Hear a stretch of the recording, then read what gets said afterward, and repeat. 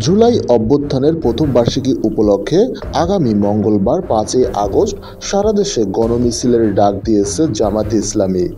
এই কর্মসূচি সফল করার আহ্বান জানিয়ে দলটির সেক্রেটারি জেনারেল অধ্যাপক মিয়া গোলাম পরোয়ার শনিবার একটি বিবৃতি দিয়েছেন।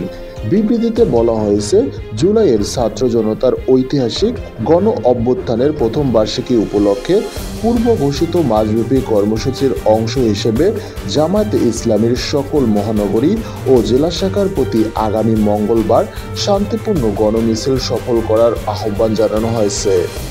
গণমিছিল সফল করার লক্ষ্যে ব্যাপক প্রস্তুতি সহকারে সুশৃঙ্খল ও শান্তিপূর্ণভাবে কর্মসূচি পালনের জন্য জামায়াতে ইসলামীর সকল জেলা ও মহানগরীর সংগঠনের প্রতি আহ্বান জানিয়েছেন। এই মিছিলে অংশগ্রহণ করার জন্য দেশের সকল নাগরিকের প্রতি আহ্বান জানান অধ্যাপক মিয়া গোলাম পরোয়ার। একই সঙ্গে সুশৃঙ্খল ও শান্তিপূর্ণভাবে মিছিল পালন করার জন্য সংশ্লিষ্ট প্রশাসনের সহযোগিতা কামনা করেন।